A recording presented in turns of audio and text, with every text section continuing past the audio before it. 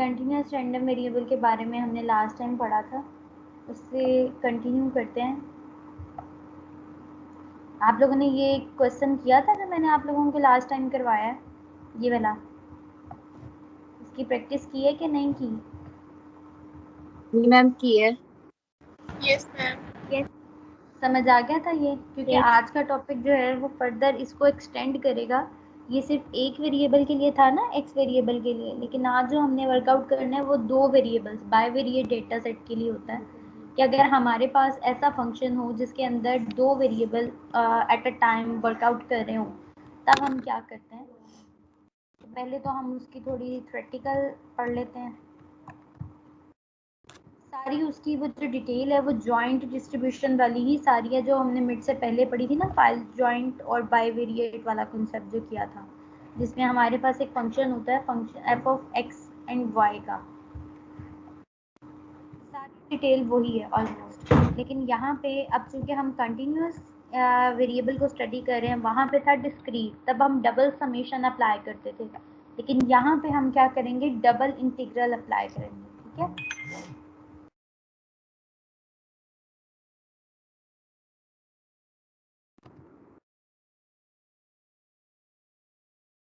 तो कहते हैं the bivariate probability density function of continuous random variable x and y is an integrable function satisfying the following properties. वो कहता है कि एक बाइवेरिएट प्रोबेबिलिटी डेंसिटी फंक्शन तब होगा जब वो इन प्रॉपर्टीज को, फर्स्ट प्रॉपर्टी जो सिंपल की होती है वही इनकी प्रॉपर्टीज हैं, फर्क कुछ भी नहीं है। ये इंटीग्रल के साथ उसको डील करेगा, दो वेरिएबल्स होंगे तो दोनों पे वो रिस्ट्रिक्शन हमें चेक करनी पड़ेगी। अगर तब एक वेरिएबल था, एफ ऑफ एक्स था, तो हमें एक्स के लिहाज से ही उन प्रॉपर्टीज को चेक करना पड़ता था। अब हमें दोनों में ये चीजें देखनी पड़ेगी कि एक्स और वाई दोनों के लिए वो जो फंक्शन हमें गिवन होगा वो क्या होना चाहिए, पॉजिटिव फंक्शन होना चाहिए, नॉन नेगेटिव होना चाहिए। नॉन नेगेटिव का क्या मतलब है कि अगर मैं उस रेंज में से कोई भी नंबर उठा के उसमें पुट कर दूं फंक्शन में, तो मुझे जो वैल्यू मिलेगी ना वो नॉन नेगेटिव होगी। ठीक है, इस जो फर्स्ट प्रॉपर्टी होती है ना, इसका ये मतलब होता है कि जो विद इन द रेंज जो मुझे दे दिया गया है कि x ये वाली वैल्यूज लेगा, y ये वाली वैल्यूज लेगा, तो मुझे वो देखना है किसी एक दो वैल्यूज को चेक करके कि क्या ये फंक्शन वाकई में नॉन नेगेटिव है कि नहीं। ये वैसे ऑल यूजुअली नहीं चेक की जाती, ठीक है, क्योंकि हमें बाय इंस्पेक्शन आप कह लो कि पता चल जाता है कि जो आंसर है वो हमें क्या मिलेगा, पॉजिटिव मिलेगा या नेगेटिव मिलेगा। ठीक है, सेकंड है, सेकंड वन में हम जैसे चेक करते थे एफ ऑफ एक्स जो इंटीग्रेशन करें तो वो हमारे इक्वल टू 1 आना चाहिए उसका आंसर, जिसको हम कहते हैं एरिया अंडर द कर्व जो है वो यूनिटी होता है।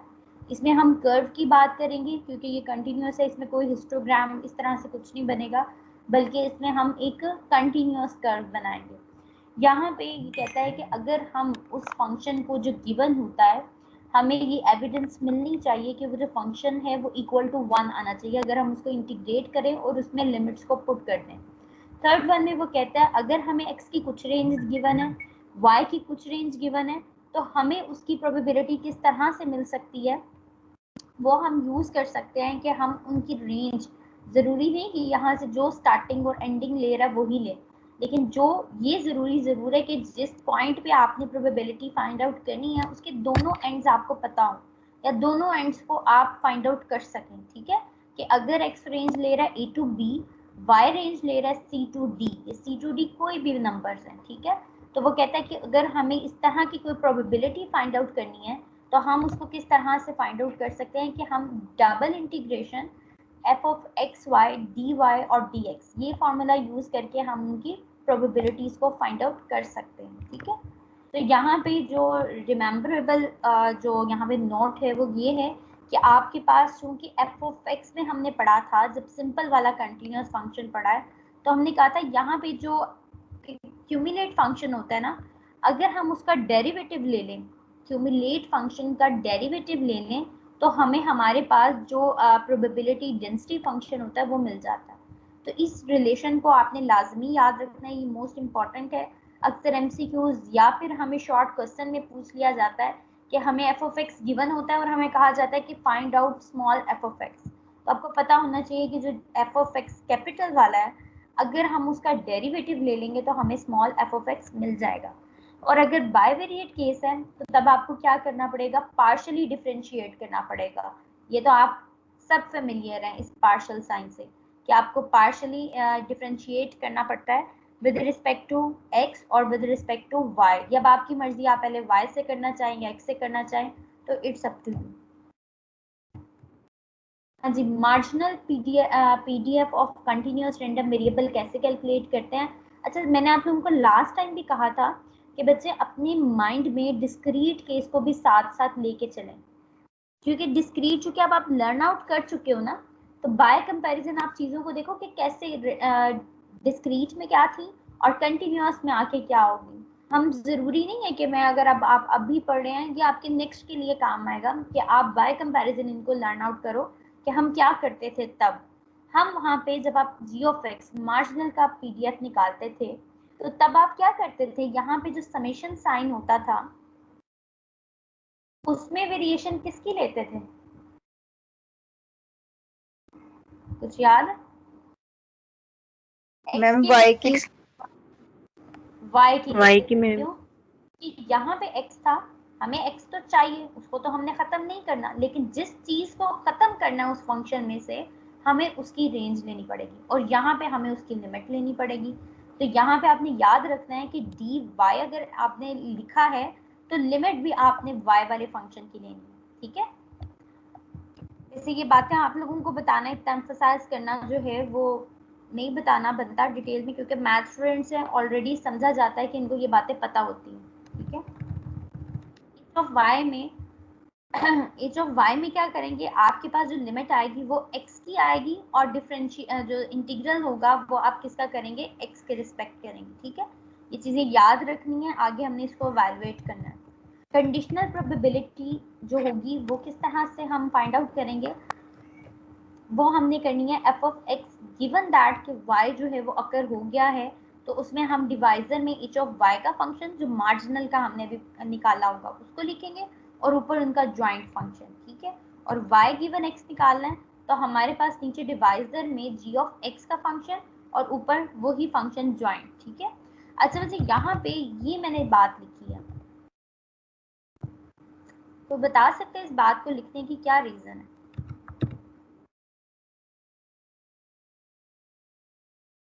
हाँ जी मैथ स्टूडेंट्स, 8th सेमेस्टर में आ गए मैम, ना। क्योंकि अगर जीरो हो जाएगा तो वो अनडिफाइंड हो जाएगा ना, तो इसलिए ग्रेटर देन जीरो ही होगा। डिवीजन में अगर जीरो आ जाएगा तो वन नेगेटिव होना चाहिए, क्या होना चाहिए? Non negative. हाँ जी, नॉन नेगेटिव प्रिपेयर करें।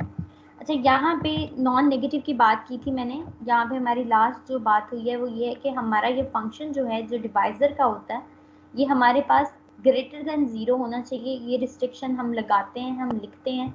अगर आप ये कहीं फाइंड आउट भी करोगे ना, अगर फॉर एग्जाम्पल मैं भूल जाती हूँ अपने सॉल्व कराने में, तो आप ये रिस्ट्रिक्शन लाजमी ये साथ में लिखो कि जो जी ऑफ एक्स का नीचे फंक्शन है डिवाइजर में वो आपके पास ग्रेटर देन ज़ीरो है, ठीक है। तो इससे कॉन्सेप्चुअल आपकी पता चलता है कि आप लोगों को पता है कि आपके पास जो फंक्शन है वो नॉन नेगेटिव है, वो नेगेटिव नहीं हो सकता और अनडिफाइंड भी नहीं हो सकता। अब ये क्वेश्चन है आपके पास, following given that following joint PDF, आपके पास एक पीडीएफ गिवन है जिसमें आपको दो लिमिट्स बता दी हैं कि x की जो रेंज है वो 0 to 2 है और y की रेंज है वो 2 to 4 है। Verify that f of x y is a joint density function.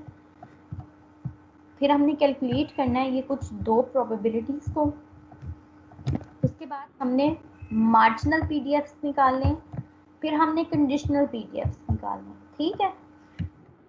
First one से स्टार्ट करते हैं। Verify that F of X Y is a joint density function. आपके पास जो एफ ऑफ एक्स वाई है वो जॉइंट डेंसिटी फंक्शन है।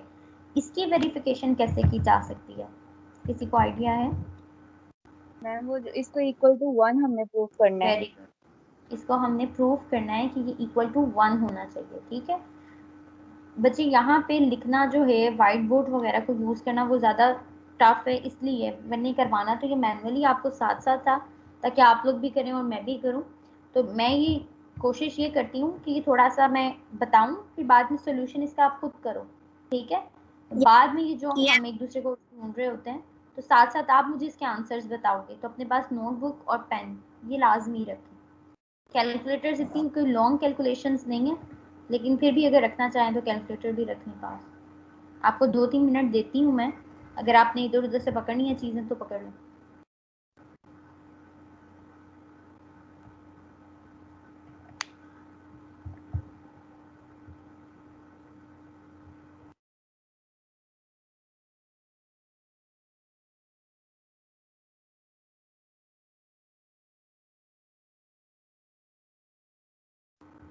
जैसे साथ साथ करेंगे ना, तो दरमियान में अगर कोई भी प्रॉब्लम आती है ना, तो वो आप फ़ौरन एकदम तो क्लिक करेगा ही कि आपको कि मैम ये किस तरह से हुआ है।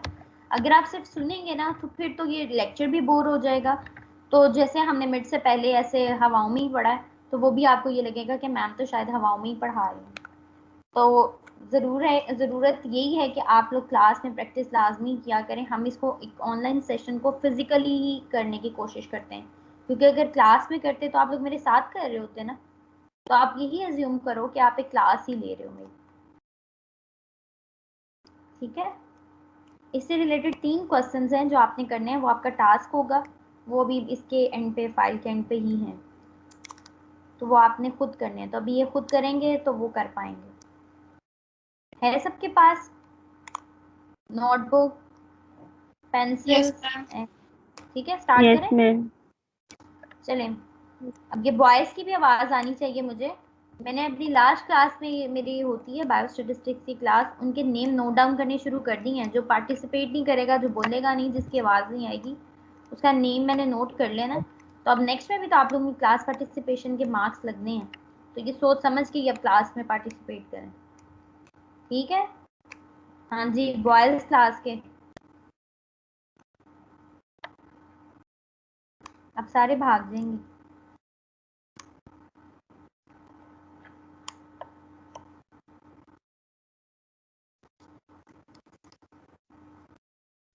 कोई भी नहीं लड़का क्लास में? यस मैम कर रहे हैं। अभी अटेंडेंस लूंगी ना सबके बाद। चलें जी, स्टार्ट करते हैं। एक यस ही तो आवाज़ है, बाकी भी उसके पीछे। ठीक है, अच्छा, वेरीफाई दैट, हमने ये वेरीफाई करना है कि double integral F of X Y D of X equal होता है 1 के। हमारे पास आप फंक्शन को सब्स्टिट्यूट करें, एफ ऑफ एक्स वाई की जगह आप जो गिवन फंक्शन है उसको लिखें। ठीक है, फर्स्ट लिमिट आपकी एक्स की होगी, यहाँ पे जो लिमिट लिखेंगे ये आपकी एक्स की होगी रेंज, और यहाँ पे जो लिखेंगे इंटीग्रल के ऊपर ये आपकी वाई की रेंज है। इसको जब आप कर लेंगे तो पहला इंटीग्रल जो आप लेंगे वो आप लेंगे डी ऑफ वाई के रिस्पेक्ट, यानी वाई के रिस्पेक्ट इसको इंटीग्रेट करें तो क्या आएगा आपके पास आंसर? अगर आप इसको y के रिस्पेक्ट इंटीग्रेट करें इस फंक्शन को, तो क्या आता है आपके पास? मैम मैम सेपरेट इंटीग्रेट करेंगे ना, तो फिर फर्स्ट वन आ जाएगा 6y minus X Y minus Y square over, ठीक है, जब आप इसको मैम। एवेलुएट कर, हाँ जी, जब आप इसको एवेलुएट कर लेंगे ना, ये आपके पास आएगा। ठीक है, इसमें अब आपने क्या करनी है, लिमिट पुट करें 4 और 2 की। में आप 4 पुट करें, ठीक है, माइनस साइन के साथ फिर आप 2 वाली लिमिट पुट करते हैं और देखें कि क्या बनता है आपके पास। जल्दी हरी अप।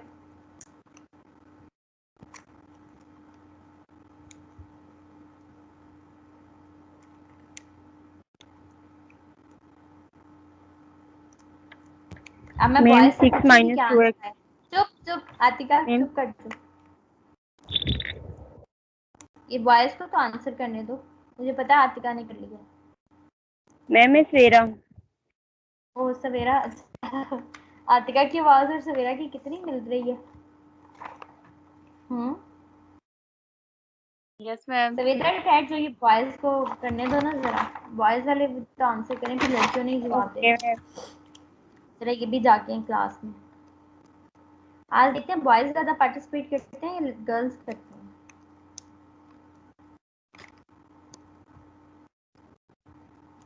हाँ जी, क्या आंसर आया है 4 और 2 पुट करने से? Ma'am 12 minus 2x minus 2। क्या है, सॉरी दोबारा? 12 minus 2x minus 2. 2x minus 2 check करें।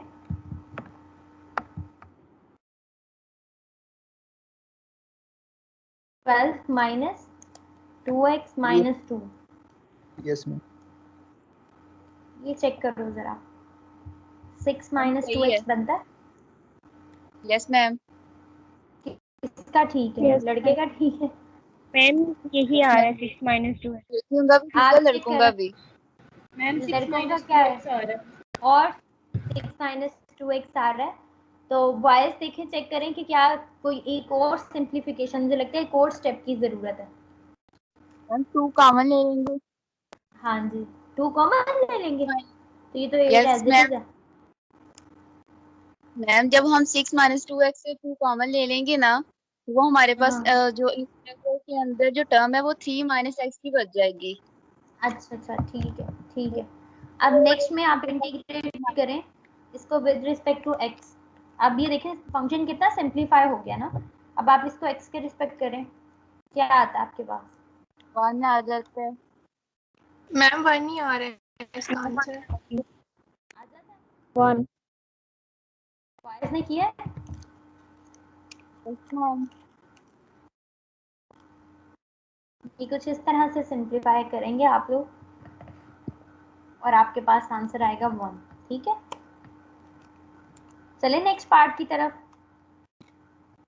Yes ma'am. मैम अच्छा जी, नेक्स्ट में आपने प्रोबेबिलिटीज फाइंड आउट करनी है। प्रोबेबिलिटीज में उसने आपको कह दिया कि x की जो रेंज है एंड पॉइंट की, क्योंकि x less than and equal to 3/2 का मतलब है कि हमें उसकी अपर वाली दे दी है कि इससे ज्यादा नहीं हो सकता है। y के बारे में भी उसने यही कहा है कि y जो है वो 5/2 से बड़ा नहीं हो सकता। 5/2 उसका एंड पॉइंट है।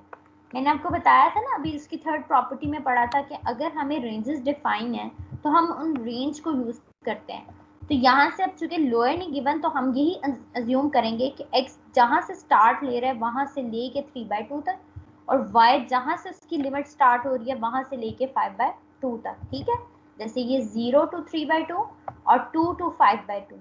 अगेन इस फंक्शन को आप b ऑफ y के रिस्पेक्ट इंटीग्रेट करो और इसकी लिमिट पुट करके मुझे फाइनल आंसर बताओ। y की लिमिट पुट करने के बाद फाइनल आंसर।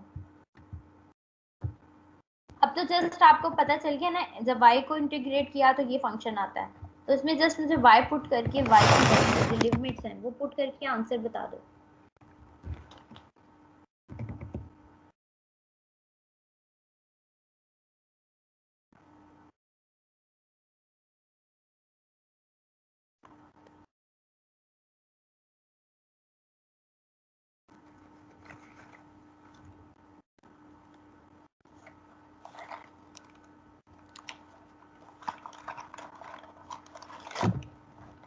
मैम 15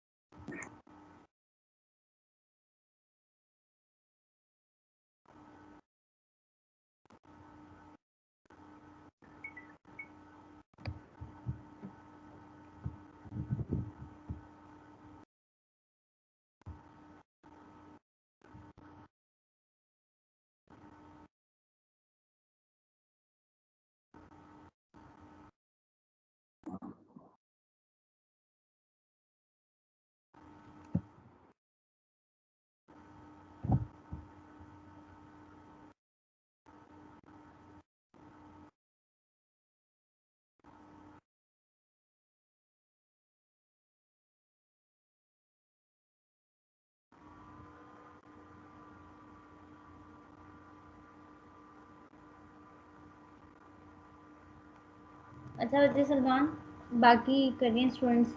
कोई और बॉयज में से जिसने किया हो? वकार, जईन, मोहम्मद फहीम।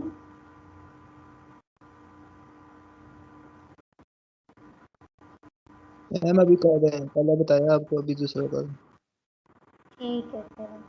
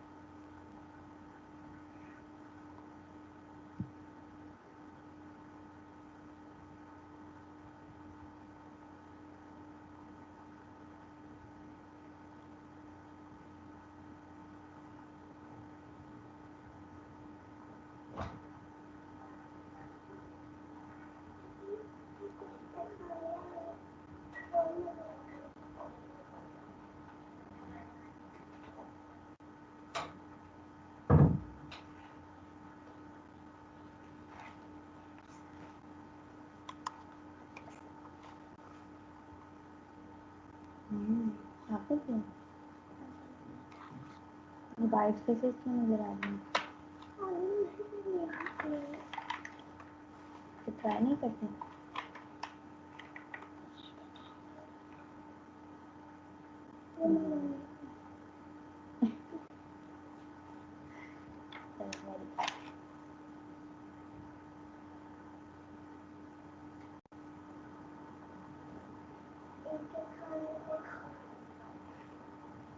कितने ज्यादा?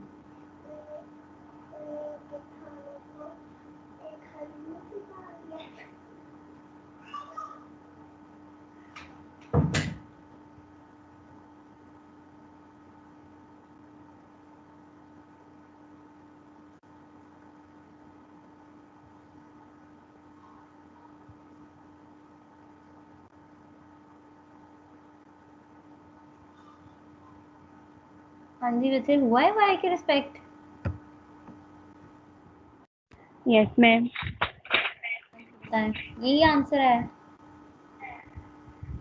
Yes ma'am. यस मैम, यही आंसर। 15/8 माइनस 6/2। मैम 9/32 है आंसर इसका। हाँ जी, 9/32। ठीक है, वॉइस का हो गया बच्चे? बताएं, कोई एक आधा कंफर्म करे ताकि मुझे आइडिया हो वॉइस ने कर लिया।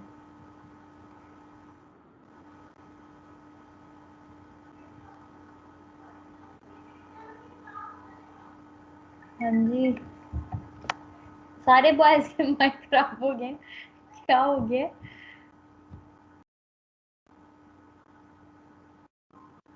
हाँ जी, मोहम्मद फहीम।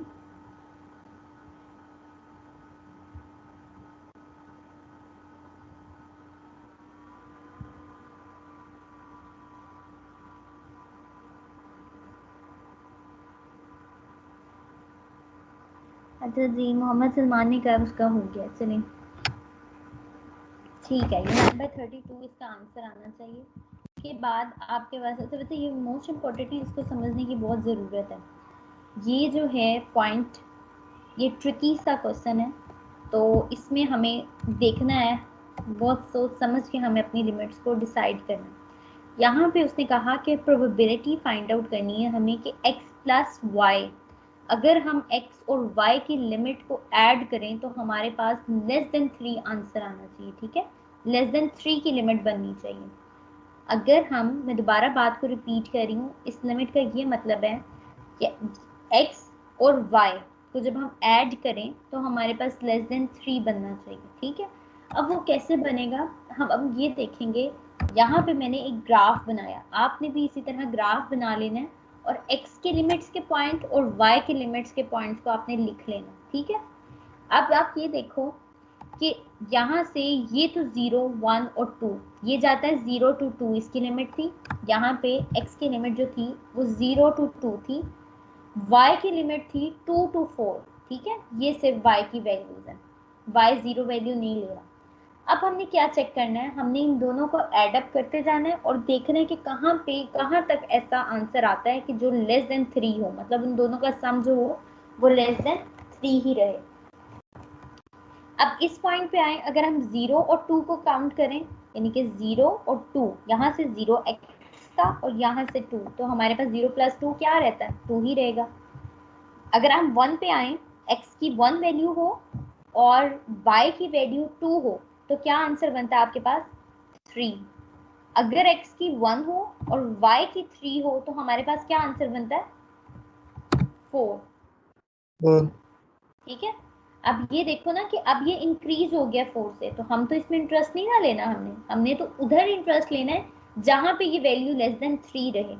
तो पहली तो हमें पता चल गई, अगर मैं 2 से 2 करती हूँ, ठीक है, 1 पे तो मैं चेक ही नहीं करूंगी क्योंकि 1 लिमिट है ही नहीं y की, तो 2 और 2 करूँ तो यहाँ पे भी क्या पॉइंट बनता है, 4। तो इसका मतलब है ये 2 तो निकल गया x की रेंज से, क्योंकि अगर मैं इसको करती हूँ तो मेरा आंसर 3 से बड़ा हो जाता है।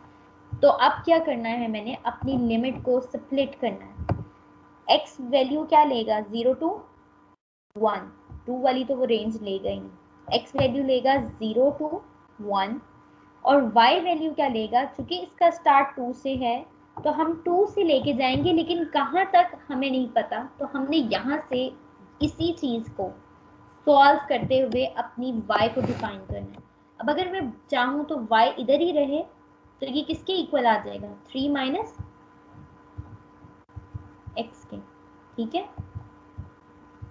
बात समझ आ रही है कि इधर यहाँ पे हमें y का एंड डिसाइड करना है कि y कहाँ पे एंड करेगा, क्योंकि y पे तो सिर्फ ये 2 पॉइंट आ रहा है ना, लेकिन 2 के हमने 3 पे एग्जैक्ट नहीं जाना, 2 के नियरेस्ट यहाँ से यहाँ तक, क्योंकि कंटिन्यूअस है ना डेटा हमारे पास, तो 2 से 3 तक बहुत से ऐसे पॉइंट है जहाँ पे आंसर आपका बिलो 3 ही रहेगा, उनका सम अप। तो हमने यहाँ पे रिस्ट्रिक्शन लगाई कि जो y का एंड है वो हमारे पास क्या होगा, 3 से 3 माइनस एक्स तक जाएगा। अब x क्या वैल्यू लेता है, इनमें से कोई भी वैल्यू लेगा और किस पॉइंट पे हमारे पास आंसर आएगा वो अब ये चीज आपको खुद ही बता देगी।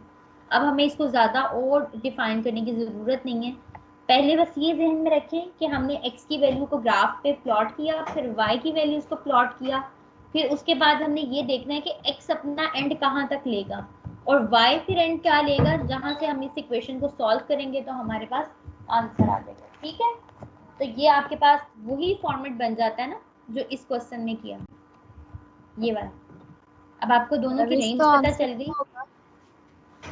आंसर मैंने लिखा ना, चलें करें इसको, मैं फिर बताती हूँ इसका आंसर, मैं भी करती हूँ आप भी करें।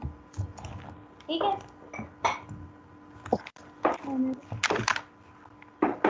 मैंने लिखा कि नहीं, वैसे मैंने सबको यूँ कह दिया होना कि ये बच्चे खुद ही करें। चलें अभी करते हैं, हम दोनों मैच कर लेते हैं हम सब कि हमारा आंसर क्या आता है। ठीक है,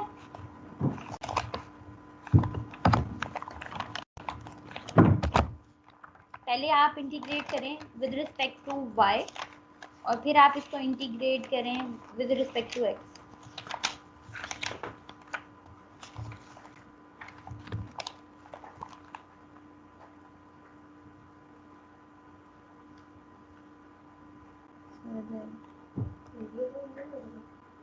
दाढ़ी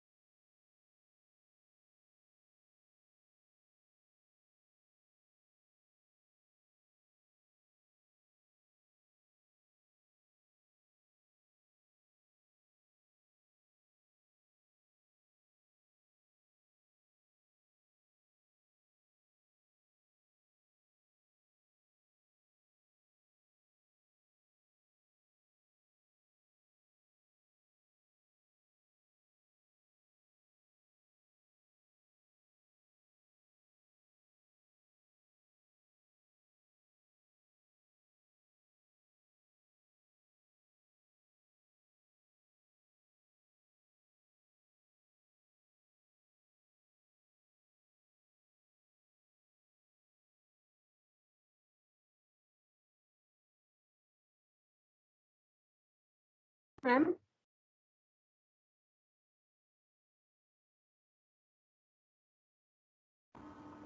जी बच्चे मैम इसका आंसर 5/24। 5/24। हाँ जी 5/24। ठीक है, सबका आ जाएगा। करें next. Yes ma'am. Yes ma'am.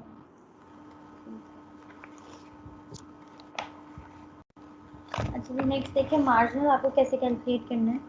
Marginal के लिए आपने जी ऑफ एक्स का फंक्शन चाहिए, एक तो दो फंक्शन चाहिए होंगे, जी ऑफ एक्स और एच ऑफ वाई का। ठीक है, जी ऑफ एक्स के लिए आप उसको वाई के रिस्पेक्ट इंटीग्रेट करोगे फंक्शन को, और एच ऑफ वाई के लिए एक्स के रिस्पेक्ट करेंगे। तो जी ऑफ एक्स का फंक्शन आपके पास क्या आता है, करके दिखाएं जरा, फिर मैं आपको कंफर्म कर। माइनस ये एक्स फंक्शन ओवर है फोर। जिस माइनस 3 माइनस एक्स अपॉन में 4, यही है फंक्शन बन गया। ठीक है, मैम। वाई के लिए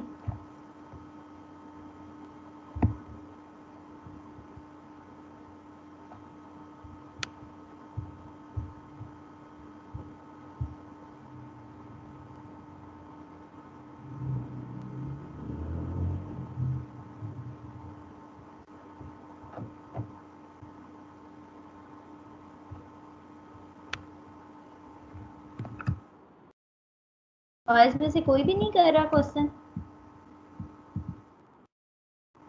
मैम कह रहे हैं जो लास्ट वाला था कंडीशन जिसमें थी x plus Y less than 3, इसमें मैम मेरा 5/16 आ रहा है। 5/16 चेक करो कोई एक्स्ट्रा तो नहीं कटिंग कर दी, क्योंकि 5/24 आंसर है। -5 + 5/4 h of 5। H of Y का, खैर मैं इसकी करेक्शन कर दूँ बच्चे। 5/24 दोबारा से चेक करो, कोई एक्स्ट्रा नंबर्स की कटिंग तो नहीं हो गई। मैम जी ऑफ एक्स का फंक्शन आपका 1/4 इंटू 3 माइनस एक्स बनेगा, और एच ऑफ वाई का फंक्शन जो बनेगा वो आपके पास 1/4 इंटू 5 माइनस वाई ये बनेगा। और बच्चे साथ साथ आपने लिमिट्स भी इनकी डिफाइन करनी है। ठीक है, ये आ गया फंक्शन। Yes ma'am. चलो वेरी गुड, बॉयज को भी कर लेने थे, फिर कंडीशनल उनको सिखाते हैं। बॉयज की तरफ से भी मुझे एच ऑफ वाई और जी ऑफ एक्स का फंक्शन कंफर्म करके बताएं कि आपका आ गया कि नहीं। हम वेट कर लेते हैं इनका।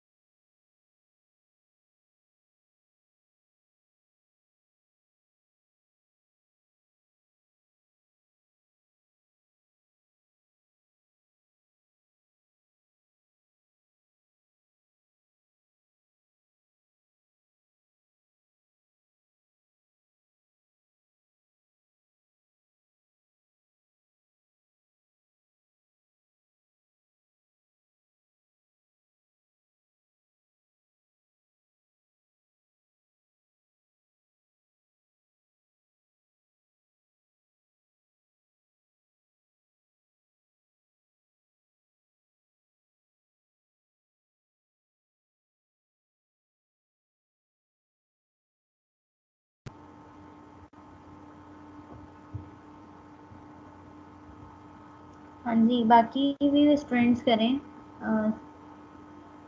यस मैम आ गया है। चलिए अच्छी बात है। चलिए नेक्स्ट देखते हैं कंडीशनल में। कंडीशनल में आपको क्या करना पड़ता था कि जॉइंट फंक्शन को डिवाइड करना होता था जो गिवन इंफॉर्मेशन होती है उसकी पीडीएफ पे। तो आप एफ ऑफ एक्स वाई का फंक्शन ऊपर रखें, एच ऑफ वाई का फंक्शन को बिलो इनके फ्रैक्शनल में रखें और इसको सॉल्व करें, सिंप्लीफाई करना है। अब इसमें कोई लिमिट वगैरह नहीं आपने सब्स्टिट्यूट करनी, तो खुद ही आपको आंसर पता चल जाएगा कि क्या होगा, किस तरह से आपके पास ये जो वैल्यू है वो सिंप्लीफाइड फॉर्म में आंसर आता है। इसको करके देखेंगे आपके पास यही फंक्शन बन रहा है। मैम यही है। यस Yes, मैम यही ma'am. आती है। क्लास की लड़कियां फास्ट फास्ट फास्ट हैं। यस मैम ये ठीक है। ठीक है। अच्छा जी, जो इसका y गिवन दैट x है वो यस मैम यही है। यही फंक्शन है। अच्छा अब मुझे एक बात बताएं, अगर मैंने इस फंक्शन को चेक करना हो कि ये फंक्शन जो कंडीशनल का पीडीएफ बना है ये मेरे पास परफेक्ट बना है कि नहीं, तो मुझे क्या करना चाहिए? मैम आप इसको इक्वल टू 1 प्रूफ करेंगी। तो करें, करके देखें जो बनाया ठीक आ रहा है। No.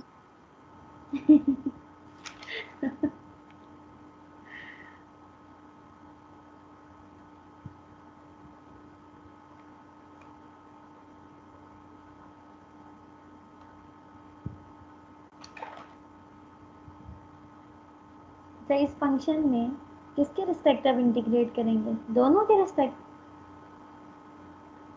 एक को तो हमने खत्म कर दिया है ना, एज की तो वेरिएशन को हमने सॉरी वाई की वेरिएशन को तो हमने खत्म कर दिया, डिवाइजर में वाई आ गया ना फंक्शन। तो Yes, अब मैम यहाँ पे इसको हम इसको हम दोनों की रिस्पेक्ट करेंगे। ये गिवन दैट का मतलब है कि ये सिर्फ x का फंक्शन है, ठीक है।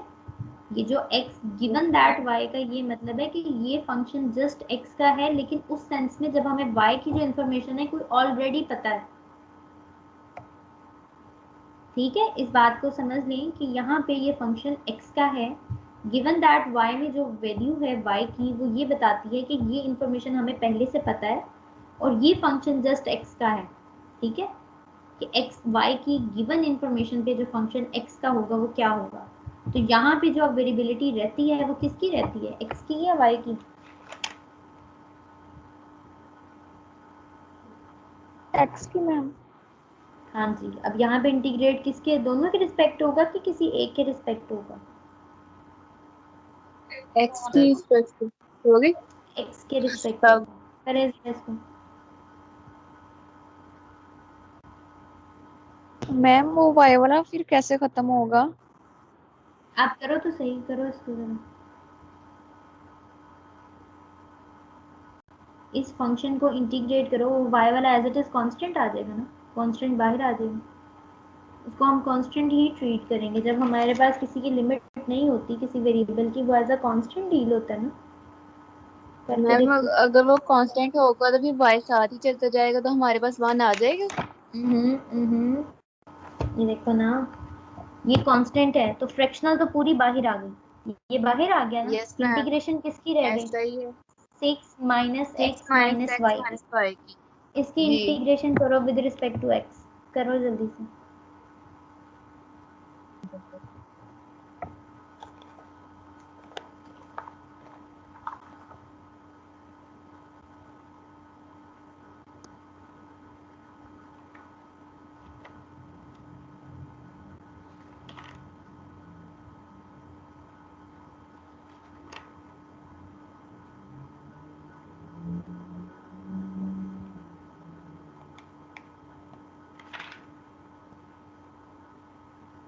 मैम वो कैंसिल हो गया। हो गया, खत्म हो गया, क्या आया? Yes ma'am. और 1 आ गया। 1 आ गया। तो आ यही गया। हमने प्रूव करना था ना, कि ये हमारे पास एग्जैक्ट जो फंक्शन बनाया है वो ठीक है कि नहीं।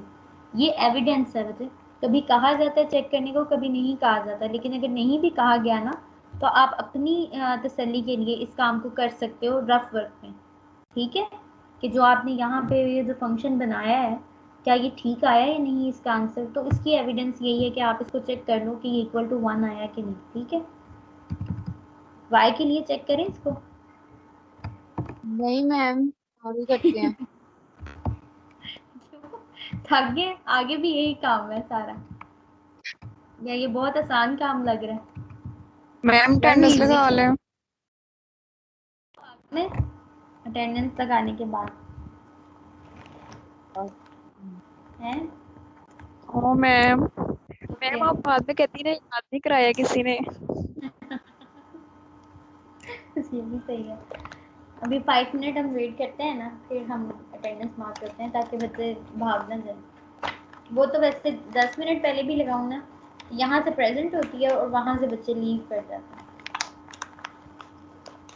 क्या ये क्वेश्चन देखते हैं हम नेक्स्ट वाले? नेक्स्ट जो क्वेश्चंस हैं ये इनके सॉल्यूशंस नहीं है, ये आप कह लो कि एज अ टास्क आप लोगों को एक्सरसाइज दी है। कोई पीडीएफ फॉर्मेट में तो नहीं मैंने इसको लिखा, सॉरी टाइपिंग फॉर्मेट में इसको मैंने इसी तरह से लिख दिया। जो क्वेश्चंस आप लोगों ने करने हैं इससे रिलेटेड जितने भी कर सकें वो कर लें एज अ प्रैक्टिस, लेकिन जो ये हैं वो आप देख लें। इसमें आपके पास फंक्शन है एफ ऑफ एक्स वाई का, रेंज बता दी है एक्स की और वाई की। फर्स्ट ऑफ ऑल आपने हर एक के लिए ये चीज़ प्रूव करनी है, तीनों क्वेश्चन आगे भी हैं उनके लिए भी यही चीज़ प्रूव करनी है। फिर आपने प्रोबेबिलिटीज फाइंड आउट करनी है एक्स इज ग्रेटर देन 1/2 के लिए, फिर आपने y is less than x के लिए, फिर x plus Y is greater than 1 के लिए, और फिर गिवन दैट के लिए। ठीक है, इसको सोचेंगे तो इंशाल्लाह ये हो जाएगा क्वेश्चन। थोड़ा ट्रिकी है लेकिन करने की कोशिश करें। पहली प्रैक्टिस आप करेंगे, फिर देन अगर नहीं होता ना तो फिर आपने मुझे इन्फॉर्म करना है कि मैम ये क्वेश्चन नहीं हुआ, तो फिर हम इसको नेक्स्ट क्लास में करेंगे, ठीक है, सबके साथ। लेकिन ओके मेजोरिटी मैम। को ये होना चाहिए कि वो खुद प्रैक्टिस करें पहले। वो करेंगे तो फिर मुझे पता चलेगा कि हाँ खुद से कोई प्रैक्टिस किया उन्होंने या नहीं की। बॉयज़ के लिए भी यही बात है और गर्ल्स के लिए भी। अच्छा, नेक्स्ट वन आपके पास क्वेश्चन है F of X Y equal to this function.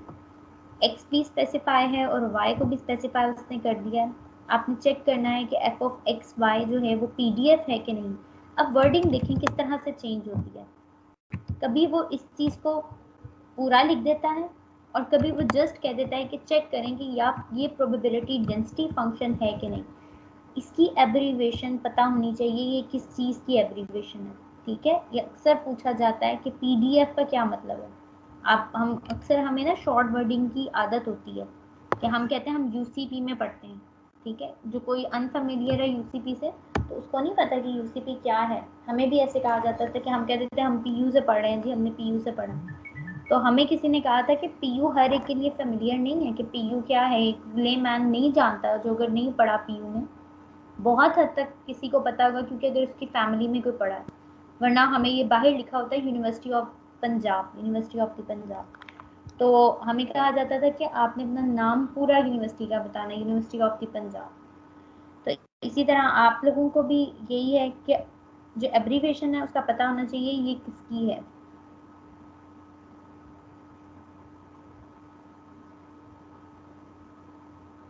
Fazila बच्चे आपकी हुई अब दोबारा कनेक्ट कि नहीं? इनवाइट करती हूँ।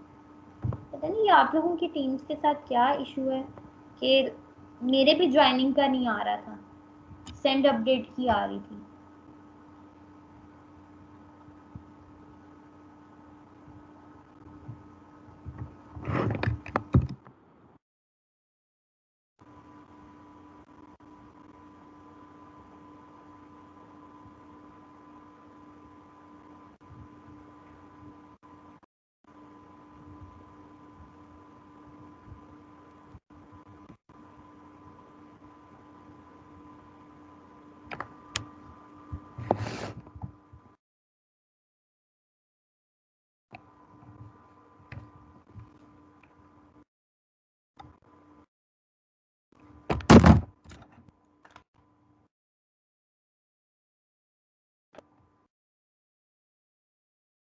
अच्छा जी, फिर आपने इसका क्या निकालना है? मार्शल पीडीएफ निकालने हैं, फिर आपने कंडीशनल पीडीएफ निकालने, ठीक है, और वो दोनों निकालेंगे। कहीं मेंशन होता है कहीं नहीं होता तो आप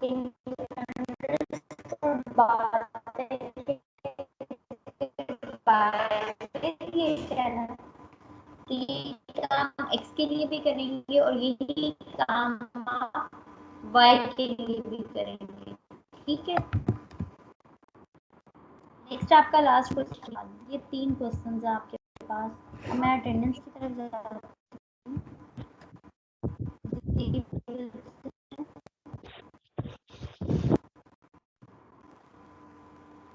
कोई क्वेश्चन है, कोई बात पूछ रहे हो? यस मैम, ए पार्ट का दोबारा से बता दें।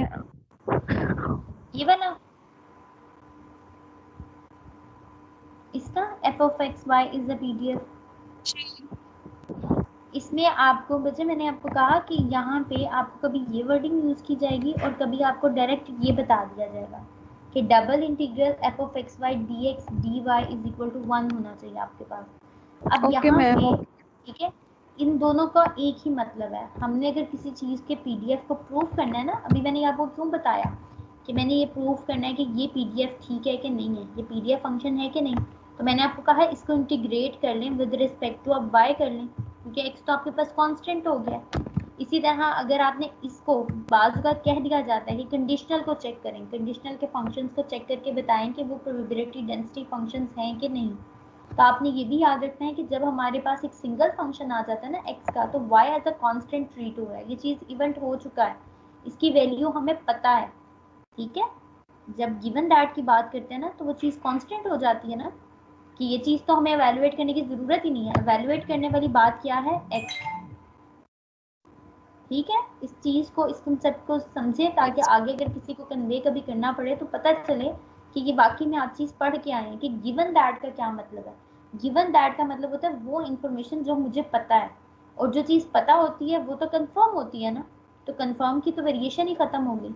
चाहे मैं इसको y लिख रही हूँ, यहाँ पे 2 नहीं लिख रही, 3 नहीं लिख रही, लेकिन यहाँ पे y as a constant treat हो रहा है, ठीक है। Okay ma'am. डिपेंडेंस बात करने लगी थी, तो ये दोनों बातें एक ही हैं कि अगर आपने पीडीएफ को प्रूव करना है कि वो पीडीएफ फंक्शन है कि नहीं, बाय वेरिएट भी, अगर सिंपल यहाँ पे अगर एफ ऑफ एक्स का फंक्शन होता और उसको पीडीएफ कह दिया जाता, तो भी आपने यही काम करना था कि आपने उसको इक्वेट करना था 1 के, कि वो वाकई में इक्वल आता है 1 के आंसर के नहीं, ठीक है। Okay ma'am.